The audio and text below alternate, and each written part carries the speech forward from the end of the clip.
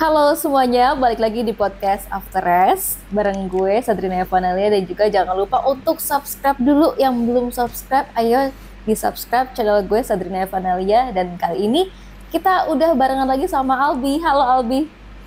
Halo Sadrina, gimana kabarnya Drin? Kabarnya agak pilek dikit ya sama sakit gigi nih. Aduh, sehat, Oke, sehat. nah kita udah nonton ya gimana balapan MotoGP Jerman 2025 gitu. Nanti gue akan bakal tanya juga impresinya Albi kayak gimana untuk balapan kali ini.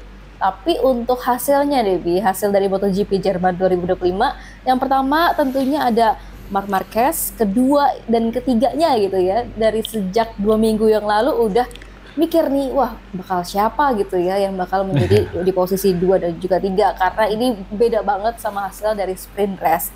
Di posisi kedua ada Alex Marquez dan juga di posisi ketiga ada Pecco Bagnaia gitu. Nah, kalau impresinya Albi terlebih dahulu nih terkait dengan balapannya gimana, Bi? Oke, impresi gue lagi-lagi kalah prediksi dari lo nih Drin. Lo memprediksi bahwa urutan 1, 2, 3 kemarin itu kan Marc Marquez, Alex Marquez, dan Pecco Bagnaia. Dan ternyata lo bener lagi Drin. Kalau gue kan kemarin berasumsi bahwa wah Alex Marquez cedera nih. Kalaupun dia akan ikut di race Jerman pasti bakal kesulitan. Ternyata enggak gitu. Dia tetap bisa P2 dan Pecco Bagnaia yang gue prediksikan posisi kedua dia bisa finish di posisi ketiga gitu. Jadi sekali lagi selamat buat lo karena prediksinya sudah kembali tepat. Udah paten lah ini nih miminnya after race. Nah tapi kalau kita bicara soal balapan ya memang bisa dibilang nih terjadi beberapa permainan ya, mulai dari tim lini depan, lini tengah pertama, lini tengah kedua sampai lini tengah ketiga, terus lini para pesakitan gitu yang pada jatuh. Nah, kalau lini-lini depan kan udah bisa ditebak dari awal ya. Marc Marquez, baik lo maupun gue sudah memprediksi bahwa Marc Marquez yang akan sapu bersih di GP Jerman. Secara Sachsenring itu adalah taman bermainnya Marc Marquez. Nah, Marc Marquez di performa yang sangat-sangat kuat di tahun ini pakai motor Ducati itu mengembalikan lagi masa jayanya dia sejak terakhir kali juara di sana kalau nggak salah tahun 2019 gitu. Jadi dengan finish pertama di GP Jerman tahun 2025 ini artinya di kelas MotoGP aja Marc Marquez itu udah bisa mengumpulkan 9 kali kemenangan di sirkuit Sachsenring ini. Nah, kalau di secara total di sepanjang karir Grand Prix-nya daripada Marc Marquez sendiri total ada 12 trin. Jadi dia itu 1 kali di Moto3, 2 kali di Moto2 dan total 9 kali di MotoGP. Jadi benar-benar singgah sana yang sempat di ambil sama beberapa rider mulai dari tahun 2020, 21, 22, 23, 24 selama 5 tahun kosong tidak diisi oleh Marc Marquez bisa di-reclaim lagi sama Marc Marquez sebagai seorang Sachsen King. Jadi benar-benar balapannya buat Marc Marquez ini luar biasa ya dan bahkan itu udah terjadi sejak sprint race kemarin Drin. Jadi pada saat sprint race kemarin kan kita tahu walaupun Marc Marquez itu pole position dia sempat startnya juga sebenarnya bagus tapi dia mengalami kendala di ban dan juga pengereman sampai akhirnya sedikit melebar, dia kececer di posisi kelima tapi pada akhirnya bisa nyusul di lap-lap terakhir dan ngasih pertunjukan yang keren bareng Marco Bezzecchi gitu. Nah itu juga akhirnya kembali di sapu bersih sama Marc Marquez di main race pada hari Minggu dan ya bisa dibilang unbeatable, lagi-lagi unbeatable. Apalagi gap daripada Marc Marquez kepada adanya sendiri aja sama Alex Marquez tuh sekitar 7 detik ya tadi sebelum finish. Terus gap antara Marc Marquez sama Fabio Quartararo yang jadi pemimpin di lini ketiga bisa dibilang atau lini tengah kedua itu sekitar 20 detik jaraknya. Benar-benar superior banget. Jadi ya ini apa ya manis banget sih buat lihat apalagi Marc Marquez finish dengan gaya aura farming yang lagi viral banget ya kan dan kita sebagai orang Indonesia cukup bangga nggak sih Rin? Karena kan itu dipopulerin sama anak asal Riau gitu ya di pacu jalur lomba perahu terus akhirnya mendunia, dipakai sama beberapa orang-orang di luar sana, mulai dari pembalap, aktor sampai banyak hal lainnya. Kemarin Toprak Razgatlioglu di World Superbike juga dia finish pertama pakai Aura Farming, dan gue berharap tuh kira-kira dipakai nggak ya sama Marc Marquez kalau dia beneran finish pertama di Sachsenring, dan ternyata beneran dipakai, dan itu kocak banget sih. Gue ngerasa wow, keren, cocok sih Marc Marquez kalau urusan joget, emang luwes pokoknya. Nah terus kalau kita lihat secara total nih, dari total 18 starter ya di GP Sachsenring kali ini, cuman 10 pembalap yang bisa berhasil finish, 8 diantaranya crash, dan semua crashnya itu ngelosor gitu ya. Paling ada yang insiden itu antara Joan Mir itu kena dampak daripada Ai Ogura yang jatuh kepleset, akhirnya mereka berdua terseret ke gravel. Jadi totalnya itu ada Marco Bezzecchi yang sayang banget dia harus tercecer, padahal dia udah oke di posisi kedua dan nggak terkejar sebenarnya sama Fabio Di Gia dan juga sama Alex Marquez sebelumnya. Terus juga ada Fabio Di Gia sendiri, terus ada Pedro Acosta, Johan Zarco, Joan Mir, Ai Ogura, terus juga ada Miguel Oliveira, dan satu lagi gue lupa siapa, tapi totalnya ada 8 pembalap yang gagal finish di Sachsenring kali ini.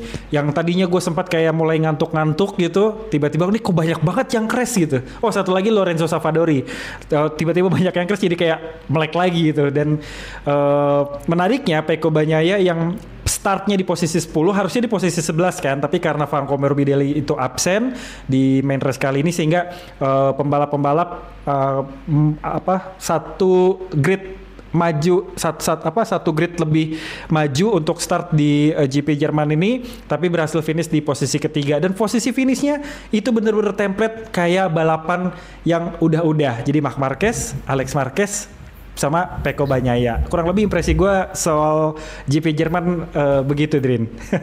Kalau dari lo gimana? Kalau gue sebenarnya sama ya. Jadi di awal-awal itu kita lihat lah bagaimana startnya gitu ya. Start dari Marc Marquez, kemudian Alex Marquez, kemudian Bezzecchi, Di Gia, dan juga Pecco Bagnaia itu bagus banget tuh. Tapi memang Marc Marquez kan berada di depan gitu. Sampai akhirnya balapan rasa-rasanya agak monoton gitu ya, karena kan Marc Marquez ya udahlah ngacir terus di depan gitu, udah 1 detik, 2 detik, sampai akhirnya tadi terakhir tuh dari Marc Marquez sampai Alex Marquez itu 6,3 detik sampai akhirnya gitu ya di finishnya. Nah bener banget tadi kata Albi, adrenalinnya tuh mulai muncak lagi, kayak misalkan kita pengen lagi nonton gitu ya, ketika semua pada crash. Ini dari Bezzecchi kemudian Di Gia gitu ya, pada crash semua, dan tersisa 10 pembalap doang di MotoGP Jerman ini gitu. Baru kemudian akhirnya kita pengen nonton lagi gitu. Kalau dibandingin sama sprint race kemarin, rasa-rasanya ini balapan di main race lebih membosankan daripada sprint race gitu. Karena tadi Albi juga udah ngejelasin di sprint race Marc Marquez gitu ya, sempet dia late braking gitu, alias ngeremnya dia agak telat gitu ya di tikungan pertama, sampai akhirnya dia tercecer di posisi kelima tuh. Terus dia di sprint race mulai satu persatu gitu ya dilibas sampai akhirnya si Marco Bezzecchi gitu. Nah ngomongin sedikit soal sprint race ini, di kemarin Marc Marquez emang sempat bilang itu kesalahan dia ketika dia ngeremnya agak telat gitu. Dan tapi sebenarnya ini kayak salah satu strateginya Marc Marquez sendiri,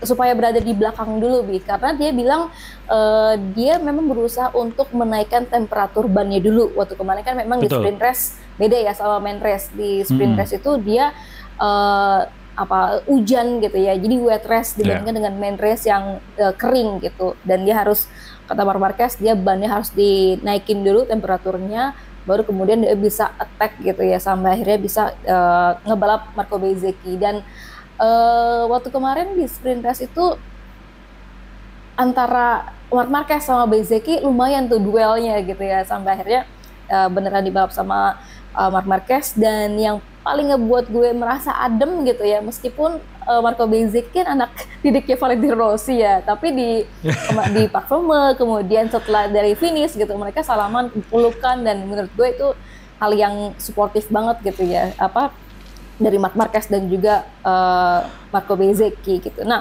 balik lagi ke main race-nya, Bi. Tadi tuh ya selain memang Marc Marquez ya udah Sassenking ya di sini gitu. Emang ini sirkuitnya dia gitu. Dan tadi di konferensi pers Bi setelah balapan, Marc Marquez ini bilang gitu, karena ya ini menjadi balapan yang memang sudah ditandai oleh Marc Marquez di kalender gitu ya. Jadi emang udah ditunggu-tunggu banget sama Marc Marquez balapan di MotoGP Sachsenring ini, karena dia tahu ini adalah tempatnya dia supaya dia bisa attack. Dan juga kalau waktu kemarin Marc Marquez bilang ya dia balapan dengan insting gitu, nggak pakai logika untuk mempertahankan championship gitu ya. Dan tadi juga ada yang menarik Bi soal Marc Marquez ini, ketika kalau di Sachsenring ini kan kalau nggak salah ya, kontrak antara sirkuit Sachsenring sama MotoGP ini akan berakhir di tahun 2026 gitu. Nah kemudian tadi juga di konferensi pers ada yang nanya nih jurnalis MotoGP gitu ya, ini Sachsenring bakalan berakhir di tahun 2026 kontraknya. Lalu apakah Marc Marquez mau gitu ya, untuk gimana pendapatnya kalau misalkan Sachsenring ini dikontrak lagi gitu sama MotoGP 5 tahun ke depan gitu. Nah Marc Marquez ini ngejawabnya, wah iya dong, harus dikontrak lagi nih sirkuit Sachsenring gitu. Kalau misalkan memang butuh biaya, dia juga bakal ngebiayain kontraknya ini, karena kan jadi ini memang menjadi sirkuit yang paling ditandain sama Marc Marquez gitu, supaya dia ya istilahnya satu seri ini bisa dipegang lah sama Marc Marquez kayak gitu. Nah itu ya Bi untuk impresi gue terhadap balapan main race-nya di MotoGP Jerman 2026. Tapi untuk 2025 sorry. Dan untuk poin klasemennya nih Bi, untuk Marc Marquez sejauh ini 344 poin, berarti udah 11 balapan. Dia udah 344 poin. Kemudian juga Alex Marquez ini 261 poin, selisihnya 83 poin dari Marc Marquez, dan juga Pecco Bagnaia 197 poin, selisihnya 147 poin dari Marc Marquez gitu. Nah, Bi, untuk impresinya sendiri dari Marc Marquez gitu ya. Kalau Albi, selain dia memang udah di tempatnya Marc Marquez gitu ya di Sachsenring, apalagi Bi yang bisa kita petik gitu ya dari Marc Marquez selain dia unbeatable? Oke, gue mau sedikit menimpali yang tadi soal Sachsenring kontraknya habis sampai 2026.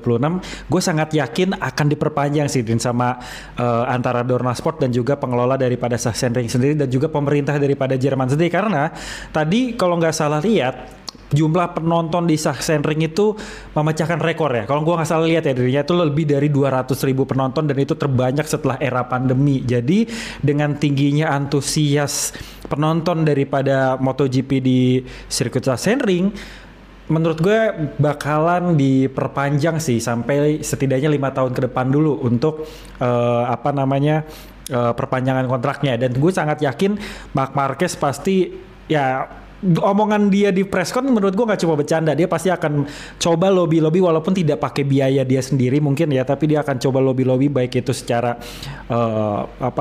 personalitinya dia ke pemerintah Jerman kah, atau ke Dorna Sport ya, atau ke Liberty-nya untuk mengusahakan gimana caranya Sachsenring ini tetap ada. Karena bisa dibilang ya, kalau menurut gue orang-orang yang nonton di Sachsenring itu, kan kita udah tahu ya Sachsenring itu salah satu sirkuit favoritnya Marc Marquez, dan bahkan tadi juga komentator MotoGP bilang bahwa the king of Sachsenring Marc Marquez gitu. Jadi kayak ini untuk memikat pasar, memikat penonton lebih besar, kayaknya Sachsenring ini nggak boleh dihapus gitu, karena menjadi salah satu sirkuit yang akan memberikan pertunjukan luar biasa bagi para penonton yang memang udah ngikutin MotoGP dari lama. Jadi gue berharap ya Sachsenring perpanjang kontrak lah sama Dorna, karena dengan masih adanya Marc Marquez di sana, tentu penonton masih akan terus berlimpah, ditambah juga sponsor juga pasti bakalan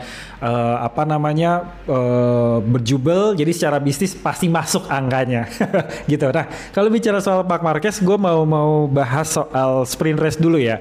Jadi sprint race kemarin itu Marc Marquez emang gue sudah memprediksi bahwa dia akan tetap memenangi balapan gitu walaupun kondisinya sangat basah, dan ini menjadi sprint race kedua atau ketiga terbasah sejak pertama kali dilakukan balapan sistem sprint race sendiri. Nah, kita kan udah tahu kalau Marc Marquez juga menjadi salah satu pembalap yang punya skill ataupun keahlian pada saat balapan basah, dan terbukti kemarin. Jadi tadi Sadria sebenarnya udah mention bahwa pada saat di sprint race kemarin Marc Marquez ini sebenarnya bukan melakukan kesalahan ya, tapi dia terlalu agak tergesa-gesa untuk memacu motornya, dan kondisi bannya itu belum panas, remnya juga jadi belum optimal, sehingga dia kayak seolah-olah telat melakukan pengereman atau setidaknya kayak melebar sedikit, dan akhirnya dia tercecer sampai posisi kelima. Tapi lap by lap dia bisa menjaga posisi dia, walaupun ada satu momen dia tuh hampir slip dan hampir terjadi high side sama motornya, tapi dia bisa mengendalikan itu dan melanjutkan balapan dengan sangat baik sampai akhirnya sisa sekitar 3 lap dia mulai ngekor di belakangnya Marco Bezzecchi. Tersisa 2 lap dia udah semakin dekat, dan di lap terakhir Marco Bezzecchi udah nggak bisa ngapa-ngapain. Dan tapi di situ Marco Bezzecchi kan juga tetap bilang dia respect sama Marc Marquez, dan emang Marc Marquez punya kecepatan yang luar biasa. Posisi kedua buat seorang Marco Bezzecchi pun sudah sangat menyenangkan. Dia bilang kan berada di belakang Marquez atau bertarung dengan Marquez adalah sesuatu hal yang menarik, dan dia juga sempat bilang happy kalau di lap-lap awal dia bisa memimpin balapan sampai akhirnya Marc Marquez mengejar dan benar-benar nggak bisa dikejar lagi. Dan yang unik adalah gini, Din, pada saat para pembalap di sprint race ini menang atau masuk ke dalam mobil untuk dibawa ke mini podium, itu kan ada Marc Marquez, ada Fabio Quartararo, sama ada Marco Bezzecchi naik mobil gitu ya. Nah, karena sering banget ngelihat di musim 2025 ini Marc Marquez juara 1 dan masuk ke dalam mobil itu gitu, seolah-olah Marco Bezzecchi sama Fabio Quartararo yang masuk mobil tuh kayak selamat datang di podcast Marc Marquez gitu gak sih, Din? Jadi kayak mereka berdua tuh kayak tamu undangannya Marc Marquez, terus kayak ya udah ngobrol-ngobrol, Marc Marquez posisinya di tengah, udah gitu mereka berdua tiba-tiba masuk tuh kayak selamat datang di podcastnya Marc Marquez. Jadi gue merasa ada hal yang unik dan agak sedikit lucu aja gitu di sana, dan ya inilah salah satu hal menyenangkan kalau misalnya kita melihat seorang Marc Marquez menang ya. Dia benar-benar humble, dia juga asik, dia sering ngetawain hal-hal unik sama pembalap lainnya, bukan ngetawain hal yang menghina ya, tapi mentertawakan bersama kejadian-kejadian lucu ataupun hal-hal unik yang memang terjadi di sepanjang balapan. Nah, tapi Marc Marquez juga mengakui bahwa pada saat sprint race kemarin dia tuh sebenarnya agak memaksakan diri. Dia sempat kayak berambisi banget buat menang di sana, padahal secara profesional seharusnya di perebutan gelar juara ini dia harusnya hati-hati. Bahkan dia finish posisi kedua pun untuk di sprint race bagi seorang Marc Marquez sendiri yang bilang sebenarnya udah cukup gitu. Tapi entah kenapa dia kayak pengen terus mencoba sampai limitnya dia, dan ya dia akhirnya bisa membuktikan bahwa dia bisa menyusul seorang Marco Bezzecchi yang udah di depan sepanjang balapan sprint race, dan akhirnya bisa finish dengan sempurna. Itu menurut gue keren banget sih. Nah, terus untuk main race sendiri dari awal Marc Marquez nggak pernah bikin kesalahan di sana. Dia seperti yang tadi Sadrina juga udah bilang, dia udah nandain nih Sachsenring untuk menjadi salah satu sirkuit yang paling dia tunggu-tunggu, dan merasa kalau gue di posisi Marc Marquez ya kayak gue harus menang di sini gitu, karena udah lama gue nggak menang di sini, gue punya gelar di sini, sehingga gue akan melakukan semua yang terbaik yang gue bisa. Dan ya itu, dia benar-benar nggak cuma sapu bersih menang gitu, tapi benar-benar ninggalin gap yang begitu jauh sama motor posisi kedua, dan adanya sendiri yang biasanya kenceng bisa nempel itu ditinggalin sekitar paling jauh tadi 7,2 detik kalau nggak salah. Terus gap sama Fabio Quartararo yang di posisi keempat itu sampai 20 detikan. Itu bener-bener gap yang jauh banget. Mungkin kalau misalnya Marc Marquez dikasih kesempatan buat muter 5-6 keliling lagi, itu pembalap nomor 10 yang tersisa mungkin bisa di overlap sama seorang Marc Marquez. Dan ya seolah-olah nomor 10 itu kayak tim CRT dulu tahun 2012-2013. Jadi benar-benar Marc Marquez ya udahlah unbeatable banget nih di di Sachsenring ini. Dan tadi juga kita lihat bahwa ini adalah start ke 200-nya Marc Marquez di sepanjang karirnya di MotoGP dari 2013 sampai dengan 2025. Jadi famos lah buat seorang Marc Marquez. Gitu, Drin. Oke, dan ini ya Bego tambahin juga soal Marc Marquez tadi, dia bilang memang di sini dia special tracknya ya, dia sangat-sangat spesial di sirkuit Sachsenring. Dan ketika tadi di main race itu balapannya balapan kering, dan dia mengakui kalau misalkan balapan kering ini malah membuat dia tuh bisa lebih oke gitu untuk di ban belakangnya malah gitu ya, di ban belakangnya jadi lebih oke, gripnya juga lebih dapet, dan juga pembalap dibandingin dengan pembalap lainnya gitu. Dan tadi jadinya dia balapan tuh ngikutin tracknya aja katanya si Marc Marquez kayak gitu, karena memang dia udah tahu banget ya sirkuit dari Sachsenring ini gitu. Kalau kita lihat kan 10 tikungan ke kiri kan, dan cuma tiga tikungan ke kanan, dan itu memang udah Marc Marquez banget gitu. Dan kalau dari kemarin itu Fabio Quartararo kan juga sempet ya di sprint race gitu, di sprint race Fabio Quartararo sempet dibalap juga tuh sama Marc Marquez. Marc Marquez akhirnya bisa mendahului Fabio Quartararo, dan dari Fabio Quartararo ini bilang gitu loh, ketika berada di belakangnya Marc Marquez, dia tuh ngeliat banget Marc Marquez dan juga GP25 Ducati itu lincah banget ketika masuk ke corner ya, masuk ke tikungan, dan ketika lean atau miring gitu, itu lincah banget. Marc Marquez bisa langsung miring, terus udah gitu langsung bangkitin motornya lagi gitu, itu lincah banget dan kenceng banget menurutnya dari agile banget. Jadi menurutnya Fabio Quartararo itu menjadi sebuah kelebihan dari Marc Marquez ditambah dengan motor Ducati GP25. Dan Fabio juga lihat gitu kalau di motor GP25-nya gripnya itu bagus banget gitu ketimbang punyanya Yamaha di M1 gitu ya. Nah, kalau kita lihat sprint race lagi, ini kebanyakan ngomongin sprint race ya, karena di main race itu tadi agak agak membosankan ya.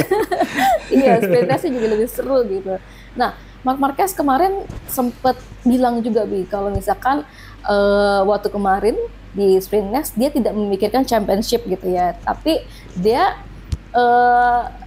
dia pengen geber sampai dapet ngejar Marco Bezzecchi gitu. Ini pun karena ulang tahunnya Gigi D'Aligna gitu di tanggal 12 Juli kemarin gitu. Makanya dia pengen berikan yang terbaik gitu buat Gigi gitu ya.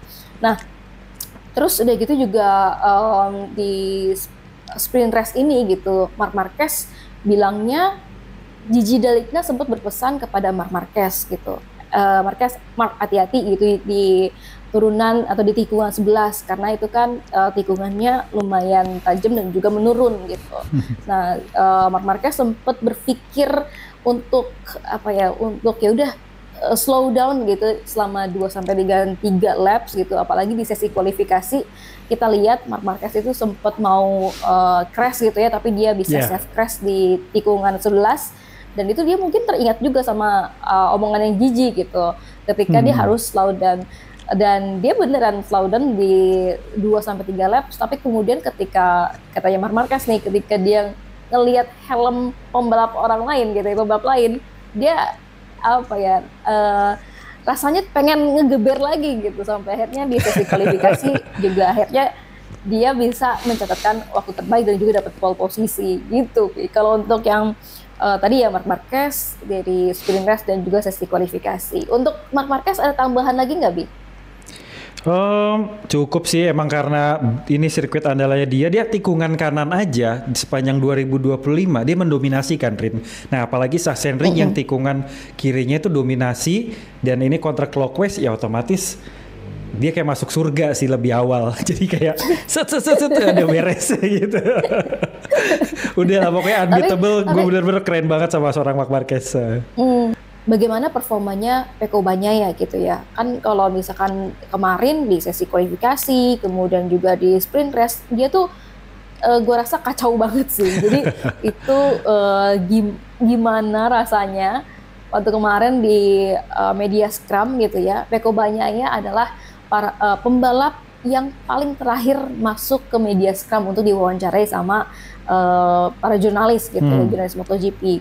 Dan memang mukanya tuh ya kecewa banget pasti, dan dia tuh kayaknya nggak mau banyak ngomong sih, nggak mau banyak komentar juga, karena ya bayangin aja gitu, berada di posisi 12, finish di sprint race, dan itu 20 detik dari rekan satu timnya yaitu Marc Marquez gitu ya di posisi pertama, dan itu 20 detik loh, lebih gila. Jauh banget itu. Jauh banget gitu. Yeah.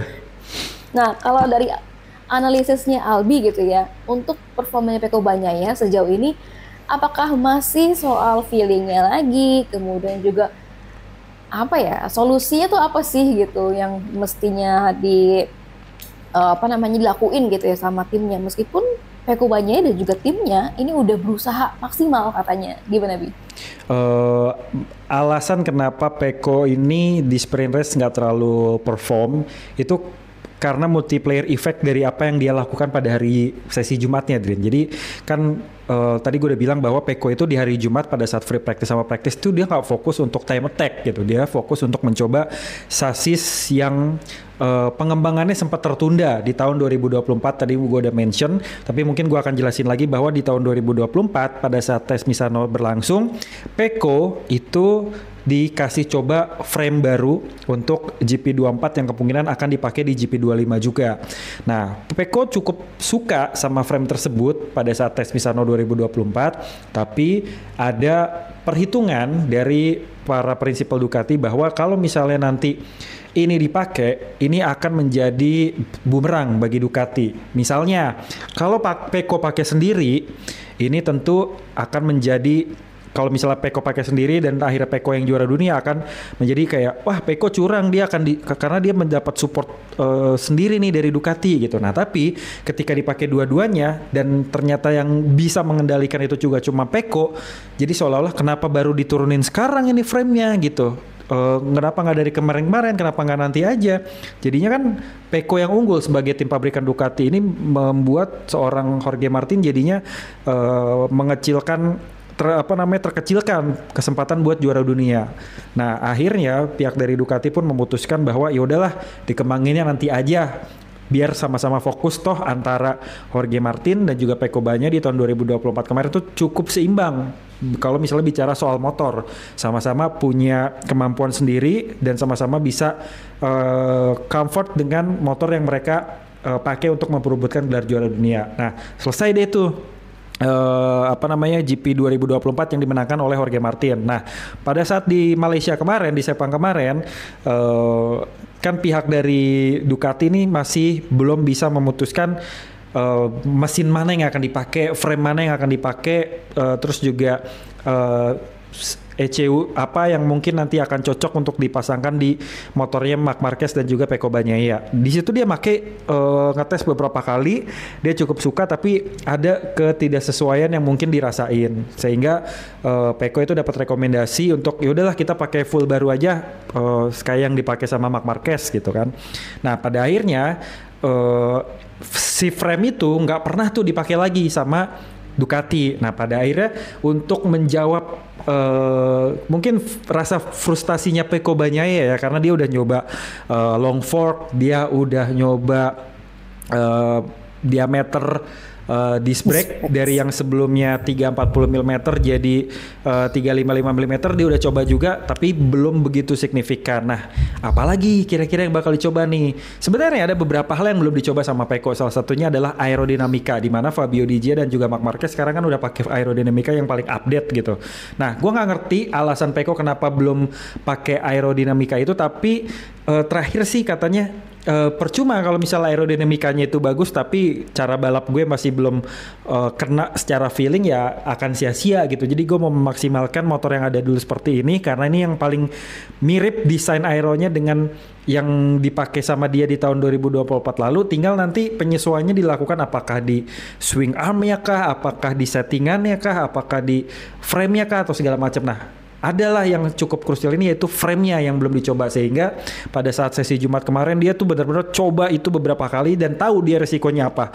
Dia tahu resiko bahwa mungkin dia akan terlempar dari posisi 12 besar dan nggak masuk dalam jajaran terdepan untuk kualifikasi. Dalam arti dia nggak akan bisa langsung masuk ke Q2, tapi harus melewati proses Q1 dulu. Nah, tapi alhamdulillahnya dia bisa masuk ke Q2 di posisi 9, walaupun pada saat digodok lagi dia harus puas di start di posisi ke-11. Nah, itu terjadi juga karena pada saat dia mau melakukan Q2 itu sendiri kan posisinya udah wet juga kan, jadinya dia udah nyiapin motor yang dia lagi mengetes frame untuk bisa nyiapin motor dia sebaik mungkin, tapi dia jadi nggak punya kalkulasi untuk nyiapin ban, nyiapin settingan basah apa segala macem, ya jadinya amburadul gitu, sehingga ya dia pada saat melakukan Q2 itu udah babak belur, dan sprint race yang dilakukan di hari yang sama juga kan pada hari Sabtu itu juga dia nggak maksimal, apalagi dia bilang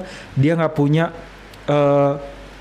feeling yang begitu baik pada bagian belakang motornya. Belakangnya tuh kayak sliding terus, apalagi ban depannya. Karena permasalahannya Pecco sejauh ini kan juga masih di ban depan. Jadi udah mah faktor bannya tidak mendukung, terus juga riding style dia belum sesuai, dan dia tidak punya kalkulasi perhitungan yang matang untuk balapan di Sachsenring kali ini.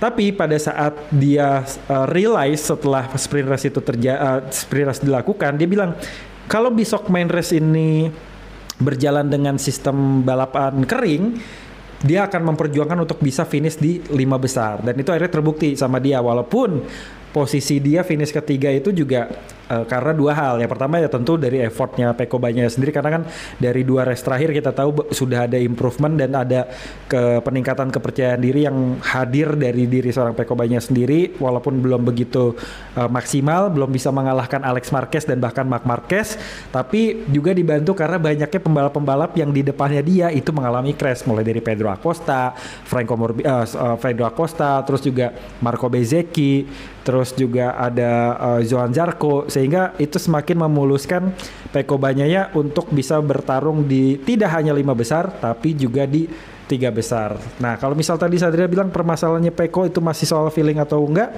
menurut gue 80% masih persoalan feeling, 20%-nya soal teknis motornya dia. Dan ini benar-benar harus dicari solusinya sama Pecco sendiri tentunya, karena kalau gue yakin mekaniknya udah coba segala cara, dan tentu mekanik ini akan lebih mengerti apa yang harus dilakukan terhadap motor dibandingkan Pecco. Pecco tuh hanya tinggal men-setting, mengubah gaya, dan juga menciptakan feeling yang pas antara dia dengan motornya. Jadi kalau untuk 2025 ini gue merasa Pecco ya udahlah, perebutan gelar juara dunia nggak akan dia pikirkan, yang penting gimana caranya dia bisa adaptasi sebaik mungkin, dan di tahun 2026 dia bisa mendapatkan support hal-hal yang baru yang mungkin bisa menjadi tumpuan dia untuk bertarung di 2026 nanti. Gitu sih Din, kira-kira.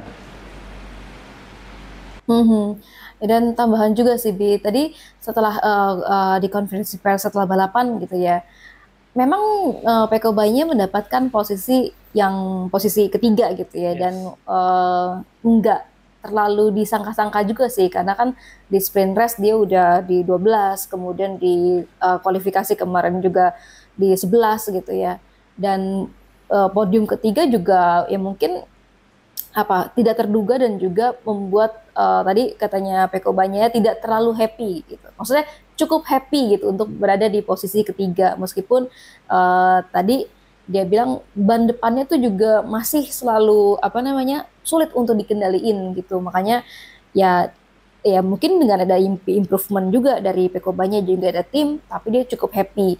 Tadi pun bukannya memuji Marc Marquez gitu ya, karena mungkin Marc Marquez ya udahlah, semua orang tahu gitu kalau misalkan ini tempatnya Marc Marquez gitu. Pecco Bagnaia tadi lebih memilih untuk memuji Alex Marquez. Jadi dia memuji Alex Marquez, dia bilang meskipun Alex Marquez cedera gitu, tapi dia bisa balapan di sirkuit Sachsenring ini dengan fantastis gitu. kalau misalkan kita lihat sirkuitnya Sachsenring gitu kan, di tikungan ke kiri terus, dan cederanya Alex Marquez ini kan berada di tangan kirinya gitu. Dan itu membuat si Pecco Bagnaia jadinya lebih memuji Alex Marquez kayak gitu ketimbang Marc Marquez gitu sih, Bi. Ya udahlah ya kalau untuk Marc Pecco Marquez Bagnaia gitu ya. Iya betul katanya. Menurut Pecco Bagnaia juga pasti kayak gitu kan. Menurut dari orang-orang para pembalap lain juga ya udahlah, ini udah tempatnya Marc Marquez gitu. Nah, Bi, kalau misalkan tambahan lagi untuk Pecco Bagnaia ada lagi sebelum kita ke Alex Marquez? Sudah cukup. Oke.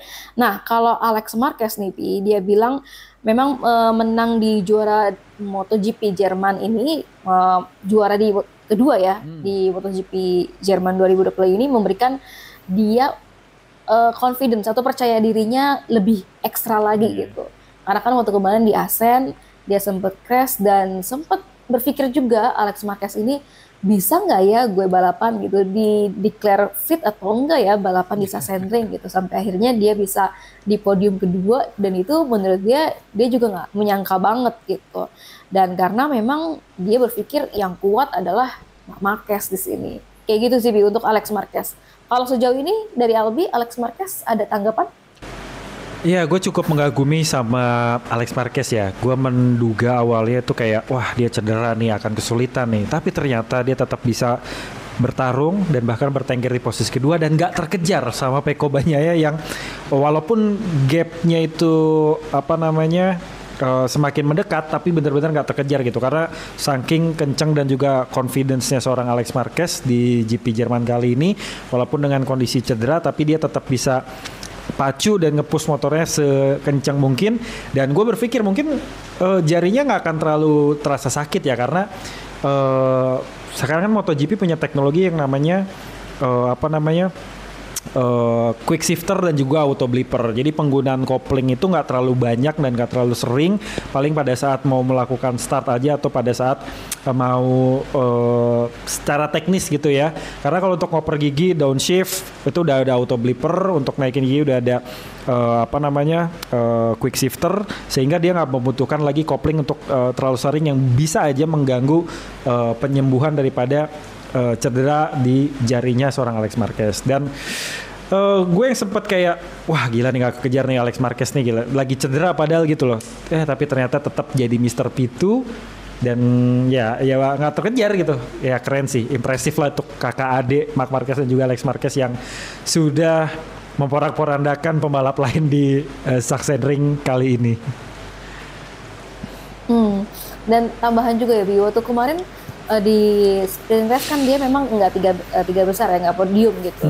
Sempet gue berpikir, oh Alex Marquez nggak bisa nih gue jagoin di tiga teratas gitu karena dia lagi cedera gitu. Tapi ternyata Alex Marquez ini bilangnya dia kemarin nggak improve di sprint race bukan karena cederanya, Bi, karena terlebih karena soal motornya, settingan motornya itu kayaknya nggak pas sama di wet race. Dan waktu kemarin dia mengalami feeling yang sama dengan Pecco Bagnaia. Jadi maksudnya di sini adalah ketika dia mau nge-push gitu, tapi ternyata kemudian ketika nge-push dan juga menikung itu motornya sering slip gitu, kayak tergelincir gitu, kayak kayak licin gitu ya. Kurang jadi traksi. Itu hampir sama sih. Betul. Jadi hampir sama feelingnya sama kayak Pecco Bagnaia kemarin gitu untuk Alex Marquez. Nah, oke, Bi, itu untuk Alex Marquez ya. Nah, kita ngomongin ke Quartararo dan juga Zarco serta Marco Bezzecchi nih yang emang lagi improve banget gitu ya. Nah, kalau Albi melihatnya seperti apa untuk Fabio Quartararo, Zarco dan juga Marco Bezzecchi?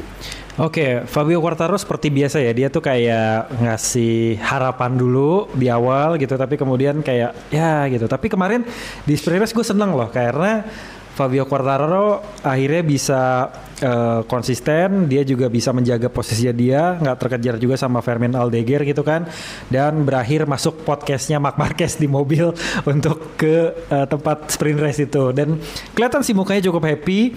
Terus juga kayak ya ini bukti bahwa Yamaha sebenarnya sudah improve, dan bukti juga seorang Fabio Quartararo ini masih sangat kuat sebenarnya, tapi tidak didukung oleh kondisi motornya. Makanya Fabio Quartararo tuh benar-benar pengen banget motor V4 dari Yamaha ini bisa dipakai di tahun 2026. Nah kemarin sebenarnya Yamaha V4 itu udah sempat dipakai sama Augusto Fernandes di Brno, tapi belum ada laporan soal motornya seperti apa, mesinnya powerful atau enggak, agile atau enggak, entry corner, exit cornernya kayak gimana itu belum ada informasi sama sekali. Tapi gue berharap apa yang diharapkan oleh baik itu Fabio Quartararo, Alex Rins, Jack Miller, Miguel Oliveira, atau bahkan Toprak Razgatlioglu yang tahun depan akan masuk ke Yamaha, ini benar-benar bisa memberikan janji yang signifikan ya, bisa dimaksimalkan gitu. Nah tapi untuk soal Fabio sendiri, untuk di sprint race kemarin gue salut sama dia bisa menyelesaikan sprint race dan finish di posisi ketiga, walaupun kelihatan sangat bersusah payah ya, dia mempertahankan posisi loh, bukan buat nyusul tapi lebih kepada mempertahankan posisi, itu dia habis-habisan banget. Terus untuk di main race kali ini walaupun dia tercecer, tapi setidaknya dia bisa finish dengan baik, masuk dalam 10 besar tentunya.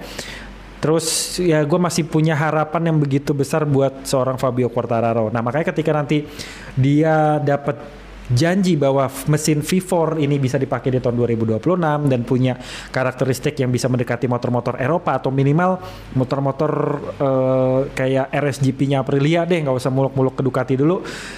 Gue berharap Fabio Quartararo udah bisa balik lagi untuk bisa bertengger di podium ya, entah itu ketiga ataupun kedua lah kayak gitu. Tapi ya semoga Yamaha tidak mengecewakan Fabio, karena potensi Fabio masih sangat-sangat besar untuk pengembangan Yamaha sendiri. Nah untuk Johan Zarco, kalau aja tadi dia nggak crash sebenarnya, dia bisa menjadi pembalap Honda yang paling depan seperti biasanya. Nah pada kesempatan kali ini kan kita udah bisa ngeliat lagi Luca Marini ya, dan tadi juga dia beberapa kali Luca Marini mempertontonkan aksi-aksi yang juga cukup oke sebagai pembalap Honda setelah Johan Zarco jatuh, setelah Wan Mir jatuh juga, dan seolah-olah dia tuh nggak lagi cedera, padahal dia kan cedera cukup parah ya pada saat di Suzuka 8 Hours beberapa waktu lalu. Tapi dia udah kembali maksimal dan menjadi pembalap Honda yang belum pernah crash di MotoGP. Nah karena si Luca Marini ini sepanjang 2025 itu jatuhnya di luar MotoGP, yaitu di Suzuka 8 Hours sendiri. Tapi untuk di MotoGP kalau nggak salah dia 0 deh jatuhnya, beda sama Joan Mir yang kalau nggak salah sampai dengan saat ini itu udah 15 atau 16 kali jatuh catatannya, dan nomor 2 itu Johan Zarco sebenarnya. Nah, tapi gue tadi nggak terlalu ngeh ya kenapa Johan Zarco bisa jatuh dan sampai kena investigasi awalnya, karena ternyata dia jatuh pada saat lagi ada yellow flag dan dia mengalami crash juga di sektor yang sama dengan terjadinya yellow flag tersebut. Kan kalau misalnya kita ngeliat peraturannya, kalau pembalap itu mengalami crash di tempat yang sama dengan diberlakukannya yellow flag, maka bisa kena long lap penalty gitu. Tapi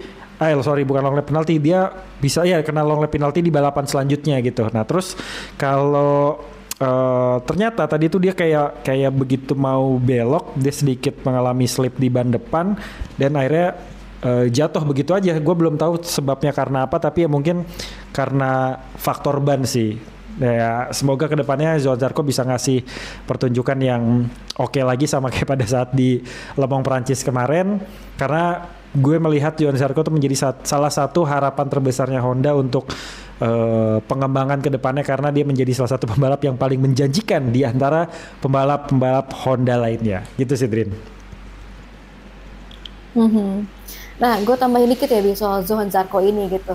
Kemarin Johan Zarco itu berada di posisi kedua ya di sprint race alias di sesi kualifikasi gitu.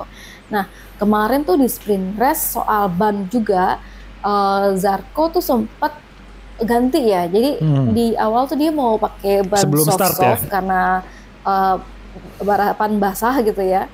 Nah kemudian dia ganti ke medium gitu, sampai akhirnya di sprint race ya dia tercecer karena cuma Zarco dan juga Luca Marini yang pakai ban medium saat sprint race di wet race gitu. Jadi emang benar-benar kayak gue rasa di sprint race itu Zarco udah salah strategi duluan tuh pakai pilih bannya gitu ya. Dan kemudian di main race gitu, gue lihat untuk pemakaian bannya ini sama semua. Baik Marc Marquez, Pecco Bagnaia, Alex Marquez, Johann Zarco, hard medium Luca Marini, semua pembalap itu hard medium semua ya, karena ya tadi ya tracknya juga udah kering dan beda sama di sprint race yang memang hujan gitu ya. Nah Bi, kalau untuk Marco Bezzecchi gimana nih Bi? Nah, Marco Bezzecchi tuh kayaknya improve banget ya di belakangan balapan kali ini. Apakah ini kayak dia mau menyindir Jorge Martin kah, atau memang kayak membuktikan diri gitu sampai akhirnya ya udah pengembangan motor Aprilia diserahin ke Bezzecchi gitu. Gimana Bi? Sama sekalian ya Bi, untuk update-nya kontraknya Jorge Martin sama Aprilia gimana? Katanya udah gak denger tetap ya Jorge Martin itu bertahan di Aprilia sampai 2026. Bener nggak Bi? Oke, nah kita bahas Marco Bezzecchi dulu ya nih. Semenjak Marco Bezzecchi itu menang di Silverstone di GP Inggris, itu emang sebenarnya kelihatan ya Aprilia itu masih punya potensi gitu. Karena kalau misalnya kita lihat ridernya, Marco Bezzecchi sendiri tuh emang menjadi salah satu rider tercepat pada saat dia masih pakai Ducati waktu masih di tim Muni VR46 beberapa waktu yang lalu gitu. Jadi kayak secara rider sebenarnya nggak ada soal ya. Marco Bezzecchi ini emang salah satu yang cukup kenceng. Dia juga berapa kali nyetak all time lap record di beberapa sirkuit dan beberapa kali juga podium dan finish pertama. Nah pada saat dia pakai Aprilia tentu banyak yang agak skeptis gitu, lu bisa nggak sih menang lagi gitu, karena kan Aprilia motornya nggak se-powerful Desmosedici GP gitu kan. Tapi ternyata Marco Bezzecchi ini bisa membuktikan di beberapa race terakhir, mulai dari Silverstone, terus juga kemarin di Assen, terus di sprint race Sachsenring, dia bisa membuktikan bahwa dia bisa menjadi salah satu kontender untuk perebutan podium di seri tersebut gitu. Nah, Marco Bezzecchi pun kemarin pada saat di sprint race kan kita tahu dia memimpin balapan cukup lama sampai akhirnya dikejar sama seorang Marc Marquez. Nah, ini menjadi bukti bahwa pengembangan daripada Aprilia tentu ada progres, Drin, baik itu oleh direktur teknisnya sendiri secara internal, terus juga oleh Lorenzo Savadori yang menjadi test ridernya, dan karena seorang Jorge Martin ini masih belum bisa bergabung karena masih kondisi cedera, maka patokan untuk melakukan pengembangan ya tentu diarahkan kepada Marco Bezzecchi, sehingga mulai dari gaya balapnya, apa yang dibutuhin, terus juga sistem pengeremannya segala macam tentu dikasih ke Marco Bezzecchi semua. Dan ternyata Marco Bezzecchi bisa menafsirkan semua ubahan-ubahan ataupun input-input dari tim teknis Aprilia itu dengan sangat baik. Nah, walaupun mungkin tidak akan secara sengaja dilakukan oleh seorang Marco Bezzecchi untuk menyindir Jorge Martin, tapi ini menjadi salah satu bukti bahwa Aprilia masih punya taji, dan tentu ini akan menjadi omongan ke seorang Jorge Martin secara bukti nyata lah intinya. Kayak kan Jorge Martin kita tahu bersama ya, dia bilang dia motor Aprilia itu tidak bisa memberikan performa terbaiknya di 6 seri pertama kemarin gitu. Nah tapi pada akhirnya kan kita bisa lihat seorang Marco Bezzecchi ini bisa bertengger dan bertarung beberapa kali sama motor-motor Ducati gitu loh. Jadi kayak pengen membungkam omong kosongnya Jorge Martin lewat lewat hasil yang nyata secara teknis lah intinya gitu. Jadi seorang Marco Bezzecchi memang udah punya talenta, nah tapi dia dimanfaatkan juga oleh sebuah perusahaan ini, oleh tim Aprilia ini untuk membungkam seorang Jorge Martin. Nah jadi gue sih merasa ke depannya nih Marco Bezzecchi bakalan lebih intens berada di posisi terdepan dibandingkan Jorge Martin. Kenapa? Karena dia tentu udah banyak banget waktu adaptasinya jauh lebih banyak dibandingkan dengan Jorge Martin. Terus juga input-input yang diberikan sama direktur teknis kepada Marco Bezzecchi terlebih dahulu yang menerjemahkan. Terus juga Marco Bezzecchi tentu juga ngasih input kepada tim teknis untuk melakukan perubahan atau penyesuaian yang mana komunikasinya akan berjalan lebih lancar gitu. Nah ketika nanti Jorge Martin masuk, walaupun ada timnya sendiri, tim teknisnya sendiri, tapi tentu akan diseragamkan sama data-data yang dimiliki sama Marco Bezzecchi sebelumnya. Kayak nggak mungkin kan kayak Jorge Martin tiba-tiba balapan dengan data kosong gitu. Dia pasti akan mengacu dengan data yang dibikin sama Marco Bezzecchi. Jadi tulang punggung daripada Aprilia saat ini sampai dengan nanti di Brno, kalau misalnya Jorge Martin jadi ikutan balap, itu masih tetap akan ada di tangannya seorang Marco Bezzecchi sendiri. Dan Marco Bezzecchi menjadi salah satu penantang yang sangat seru di luar Ducati ya, dibandingkan dengan Pedro Acosta. Kalau menurut gue dia tuh balapannya kalem dan cukup presisi, dan dia bisa apa ya, bisa merasa cukup puas dengan raihan yang dia dapat, walaupun bukan menjadi pembalap pemenang gitu, tapi kayak posisi kedua ataupun posisi ketiga aja bagi dia udah cukup untuk membuktikan bahwa motor yang dipakai benar-benar masih kompetitif. Nah, sekarang bergeser ke rekan satu timnya si Jorge Martin ini. Memang ada kabar bahwa Jorge Martin ini akan melanjutkan kontraknya dengan Aprilia sampai dengan 2026. Walaupun ini sebenarnya belum ada konfirmasi resmi ya, baik itu dari Aprilia ataupun dari Jorge Martin dan juga manajernya Albert Valera sendiri. Nah, tapi di media sana udah mulai keluar-keluar bahwa Jorge Martin akan tetap melanjutkan kontraknya dengan Aprilia. Nah, kenapa ini bisa ada isu ini? Nah, ini menarik nih, Drin. Kan kita tahu bareng ya bahwa setelah Jorge Martin mengalami cedera, tiba-tiba sesumbar pada saat di Le Mans bilang pengen mengakhiri kontrak lebih awal dengan cara mengaktifkan klausul yang sudah disepakati bersama antara tim Aprilia Racing dengan pihak Jorge Martin dan juga manajer, di mana ada klausul yang menyebutkan bahwa jika sampai dengan 6 balapan pertama Aprilia tidak menunjukkan peluang atau peluang untuk menjadi motor yang kompetitif dalam memperebutkan gelar juara dunia, maka klausul ini bisa diaktifkan oleh Jorge Martin untuk kemudian memutus kontrak lebih awal dan pindah ke tim lain di tahun 2026. Nah, ternyata hal ini sempat panas tuh.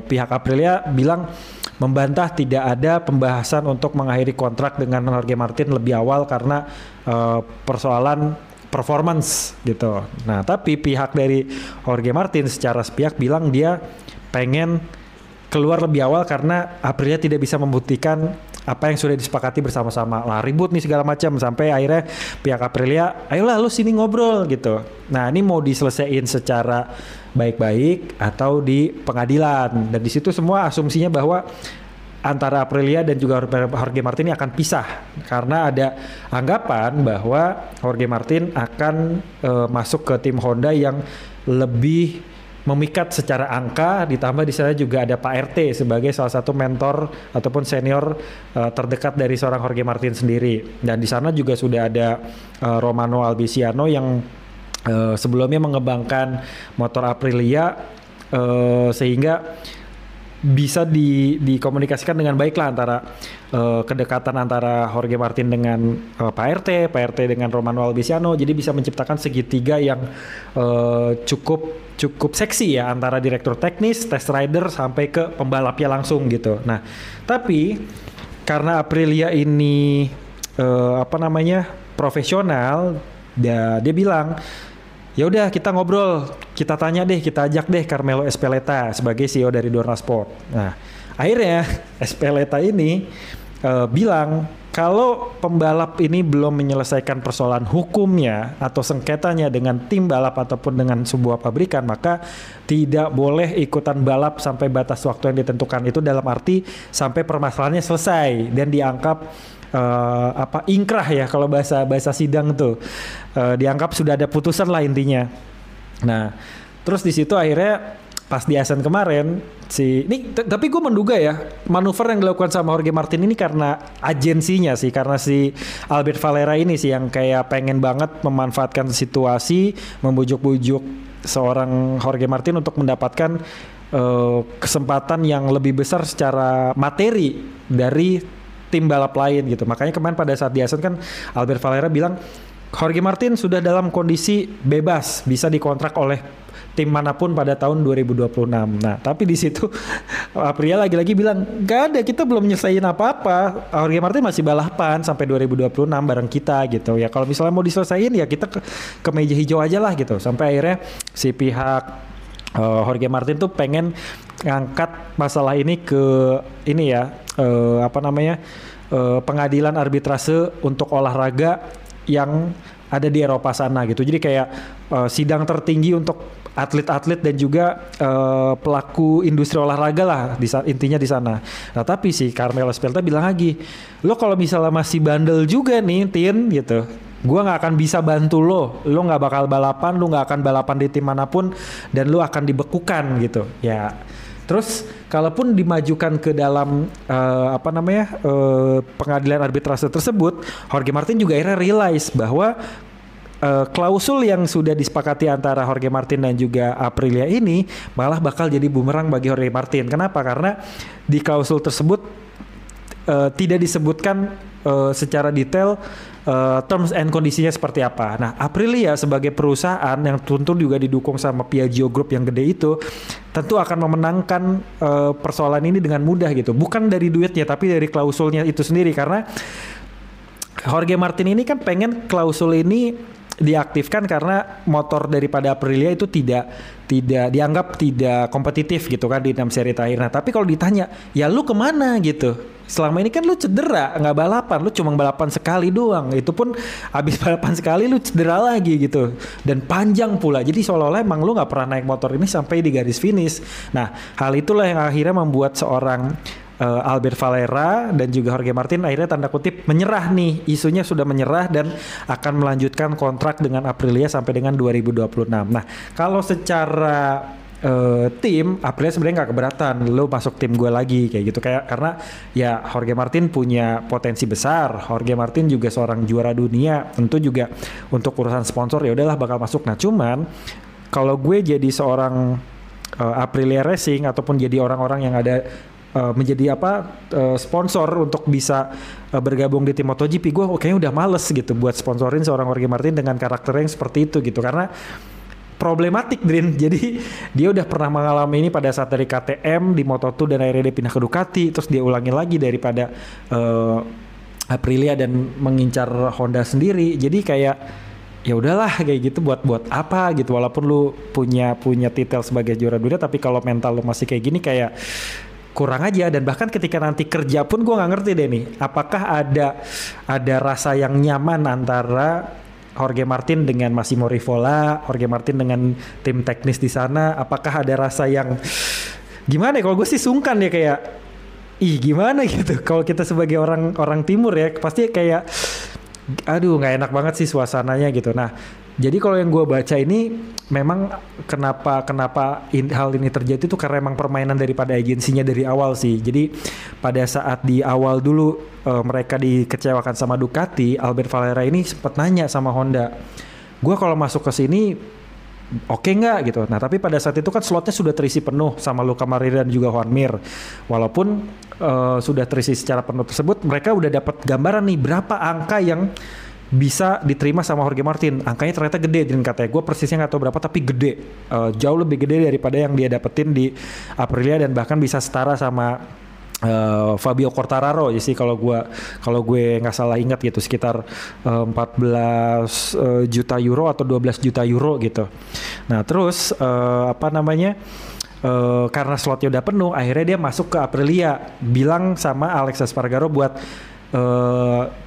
membujuk Aprilia buat meminang si Jorge Martin ini. Udahlah nih Jorge Martin free nih, lu bikin penawaran aja gitu. Nah akhirnya di situ pas bikin penawaran, Albert Valera ini sempat nyeletuk, gimana kalau kita bikin klausul aja, karena Honda nawarin gue dengan angka yang tinggi nih gitu. Jadi kayak seolah-olah ngancem aja, kalau misalnya lu nggak perform gue bakal cabut nih ke Jepang. Tapi kalau misalnya lu nggak bisa, gue milih lu karena motor Jepang sebenarnya saat ini masih belum kompetitif, dibilangnya sih kayak gitu dari informasi yang gue dapat. Sehingga pada saat itu ya udah Aprilia meminang Jorge Martin, menyetujui klausul-klausulnya, tapi ya ternyata mereka keteteran sendiri dengan klausul ataupun strategi yang mereka pakai dari awal, tapi ternyata nggak sesuai dengan apa yang mereka harapkan. Jadi ya kita masih akan menyaksikan Jorge Martin balapan di Aprilia sampai dengan 2026. Nah memang kabarnya Jorge Martin akan tetap bersama Honda tapi pada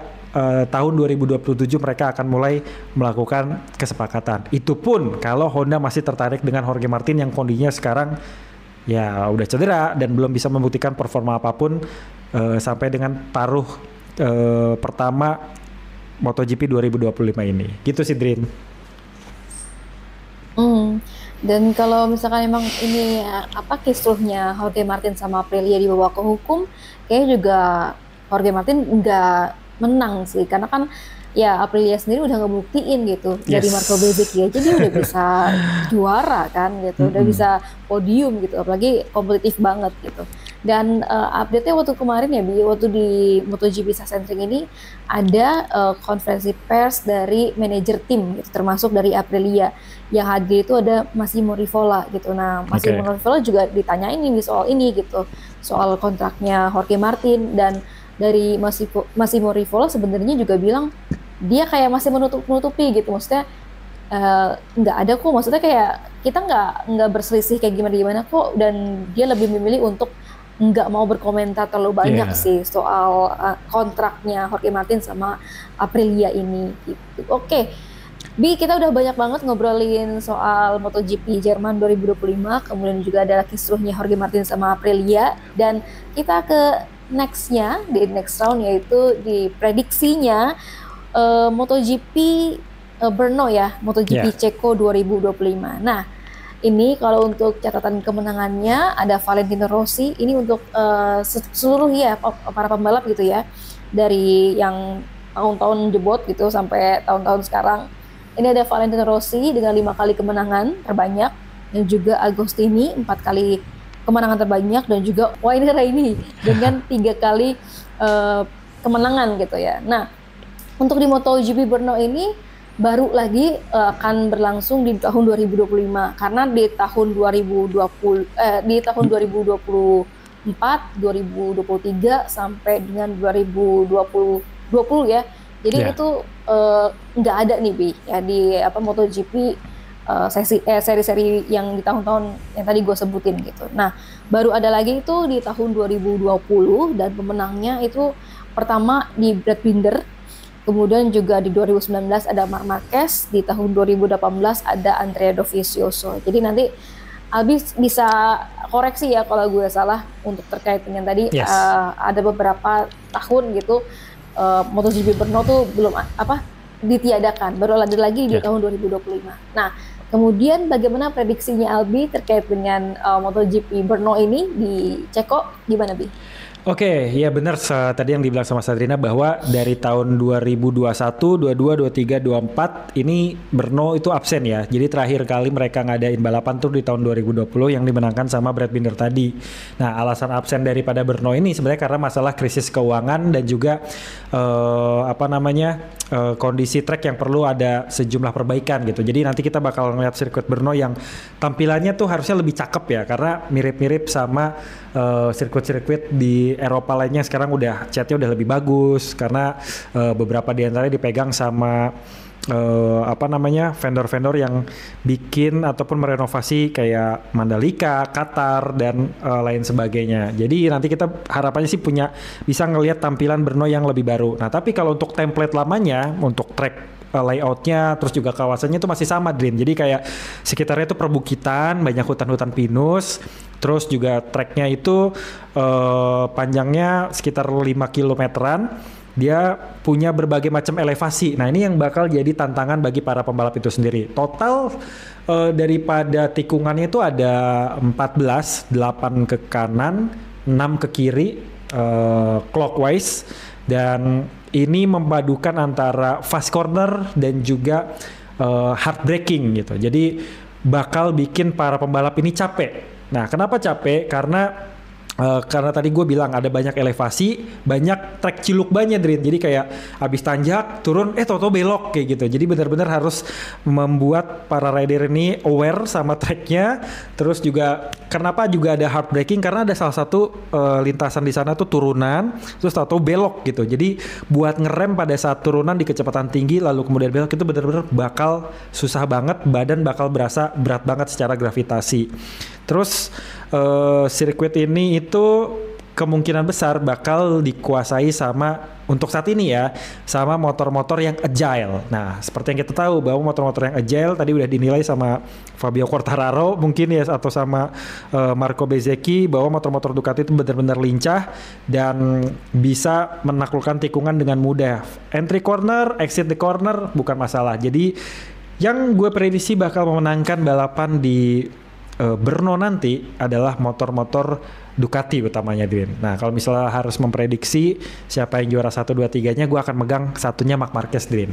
Juara satunya Marc Marquez, nomor 2-nya Alex Marquez, dan untuk yang ketiganya gue mau prediksikan Pecco Bagnaia. Jadi template lah intinya. Nah, untuk di Brno nanti juga akan menjadi sirkuit pertama yang akan diikuti sama Jorge Martin setelah cedera panjang nih, Dwin. Gue mau menambahkan juga ya, Jorge Martin tuh beberapa waktu lalu udah mulai melakukan tes. Dia melakukan 2 kali tes. Yang pertama dia pakai Aprilia RSV4 1100 cc, motor superbike-nya Aprilia, dan dia katanya sih bilang baru jalan sekitar beberapa lap aja, kurang dari 10 lap dia udah rasa kelelahan banget katanya, udah kayak balapan satu seri. Nah, terus akhirnya setelah kondisinya sudah mulai baik, di Misano kemarin dia tes pakai RSGP itu ngabisin sebanyak 64 lap. Nah, gue nggak tahu apakah ada progres yang begitu baik dilakukan atau dihadapi sama Jorge Martin di tes kemarin. Jadi setidaknya itu bisa menjadi salah satu persiapan Jorge Martin untuk insya Allah balapan di sirkuit Brno nanti. Nah, tapi yang prediksi gue soal 1, 2, 3 tadi, Drin, Marc Marquez, Alex Marquez, Pecco Bagnaia. Template. Kalau dari lo gimana? Sama sih, Pi. Jadi pertama Marc Marquez, kedua Alex Marquez, dan juga Pecco Bagnaia. Jadi ini baru kali ini ya kita sama ya prediksinya.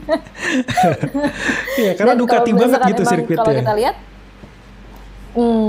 karena kan memang juga kita lihat, maksudnya udah di tahun 2020, baru lagi ada 2025, berarti kan ada jeda 5 tahunan gitu, ya kan, di sirkuit ini gitu, dan belum tahu juga belakangan ini yang paling terdekat tuh siapa yang bisa menjadi pemenang gitu kan. Kalau yang terakhir kan memang Marc Marquez di tahun 2019 gitu, tapi untuk beberapa pembalap lagi lainnya itu gua rasa masih ya samalah kayak waktu kemarin Alex Marquez improvementnya bagus banget, meskipun dia cedera aja juga masih bisa podium di Sachsenring. Dan Pecco Bagnaia, kalau misalnya tadi Albi udah bilang ya ini sirkuitnya emang Ducati banget, ya mau nggak mau sih Pecco Bagnaia. Tapi bisa jadi juga ketika Pecco Bagnaia-nya agak nggak improve gitu, jangan Fabio Di Gia juga mungkin bisa improve juga, betul. Karena kan ini ya speknya juga GP25 gitu, dan hampir mendekati mungkin ke Marc Marquez-an gitu ya. Kalau misalkan waktu kemarin juga dilihat dia mengamati banget tuh gaya balapnya Marc Marquez gitu. Oke, jadi benar. Untuk prediksinya kita sama. Yang pertama Marc Marquez, kedua Alex Marquez, dan juga Pecco Bagnaia. Nah, ada lagi nggak tambahannya? Oke, paling yang bakal jadi tantangan itu bagi Pecco, karena kan ini banyak heartbreakingnya walaupun ada fast cornernya juga, dan Pecco itu masih suka masalah sama pengereman.